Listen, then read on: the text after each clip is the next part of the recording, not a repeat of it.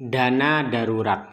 Di video kali ini saya akan bahas sebuah artikel dari aplikasi Bibit yang sangat menarik dan perlu dipahami menurut saya pribadi oleh semua kaula muda ataupun kalian yang mau belajar investasi. Kalian itu harus paham dulu tentang pentingnya dana darurat untuk keuanganmu. Oke, langsung aja. Sepenting apa sih dana darurat? Silahkan simak video ini hingga selesai. Assalamualaikum warahmatullahi wabarakatuh. Baik sahabatku semua, gimana kabarnya? Semoga pada sehat dan semangat. Oke teman-teman, sebelum kita bahas artikel dari aplikasi Bibit ini, buat teman-teman yang belum punya aplikasi Bibit bisa daftar aja lewat link di deskripsi atau download di Play Store dan masukkan kode referralnya, kode undangannya MOH 19254 agar mendapatkan bonus 25.000 reksadana. Dan di reksadana Bibit ini dapat 25.000 voucher ya untuk dibelikan reksadana berikutnya. Dan di Bibit ini kalian bisa setting juga ya. Bisa setting untuk yang versi syariah di menu akun. Jadi ketika kalian pilih itu nanti yang muncul adalah yang sesuai dengan syariah. Oke, langsung ya teman-teman. Jadi sebenarnya dana darurat ini adalah dana yang idealnya kita siapkan sebelum kita mulai berinvestasi.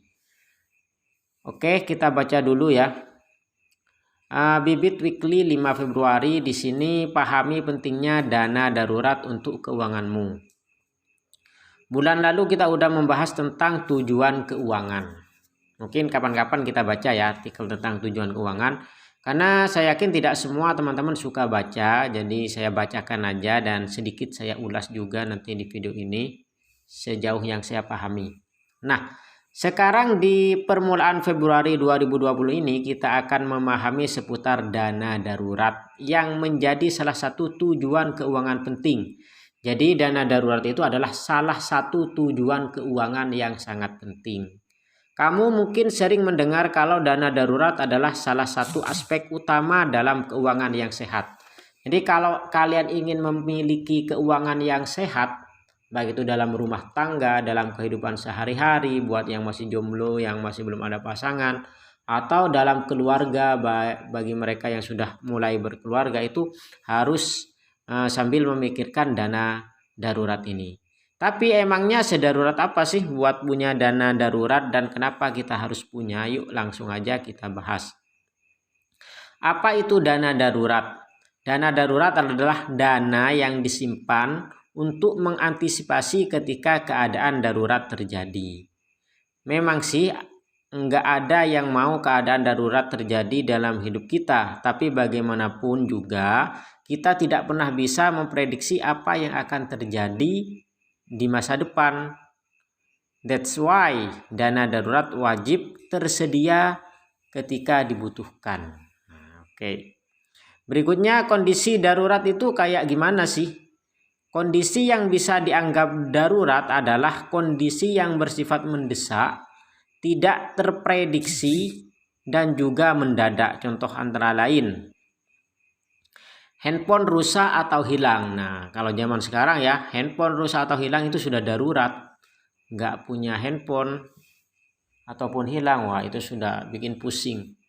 Jadi itu termasuk keadaan darurat. Nah, kalau kalian nggak punya uang, gimana kan pusing. Makanya harus kalian ada dana darurat.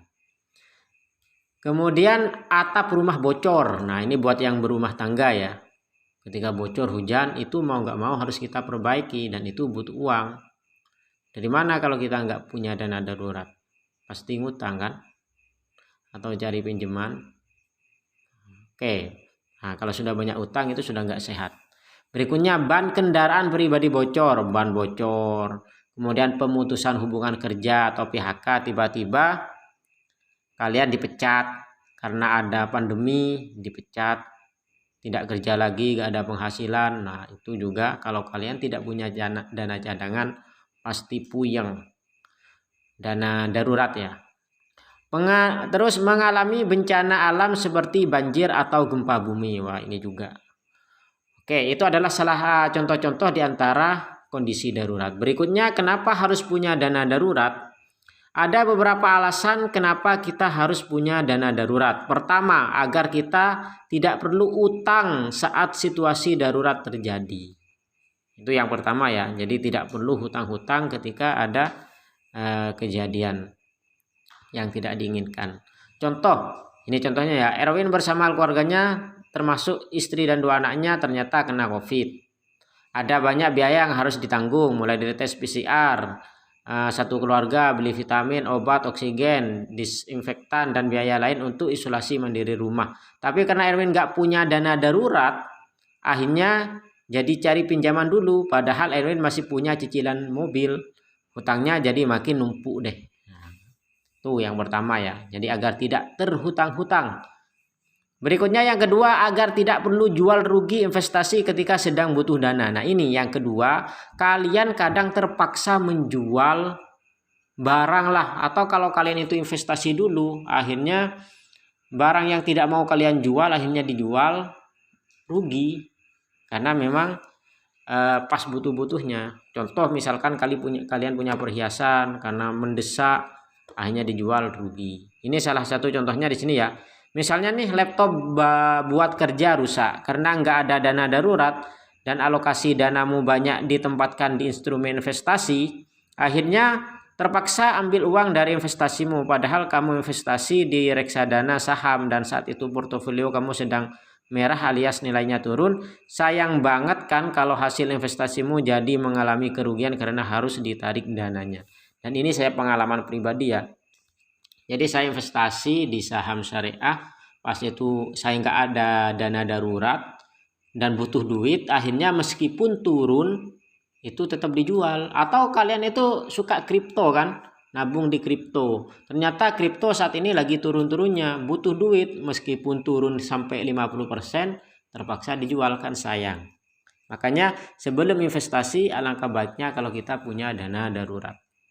Yang terakhir, agar merasa lebih tenang. Seringkali banyak orang yang merasa tertekan saat mengalami keadaan genting dan tidak memiliki dana darurat untuk menghadapi situasi yang terjadi. Stres karena bingung harus cari cara untuk mengatasi situasi darurat, nggak tenang sampai kepikiran dan bikin nggak bisa tidur. Semoga hal ini nggak akan terjadi ke kamu ya. Nah, habis baca ini kamu jadi makin paham kan kenapa dana darurat itu penting banget. Buat yang udah mengumpulin ataupun sedang berusaha mengumpulkan dana darurat, you are on the right track. Buat yang belum, yuk mulai ngumpulin dana darurat. Jadi buat yang sudah ngumpulin, kalian sudah berada di jalan yang benar menurut manajemen keuangan. Kamu bisa coba berpikir, bisa coba pakai fitur goal setting di aplikasi Bibit untuk bikin tujuan keuangan darurat dan mulai nabung. Jadi sedikit bocoran ya, setahu yang saya ketahui dana darurat itu ya kurang lebih kalau masih bujangan alias tidak ada tanggungan itu bisa jadi 6 bulan kayaknya ya, 6 bulan dari pengeluaran. Kalau sudah berkeluarga amannya itu sampai 12 bulan. Maksudnya apa? Jadi kalian itu hitung pengeluaran sebulan itu berapa. Misalkan kira-kira 1 bulan kita habis 2 juta.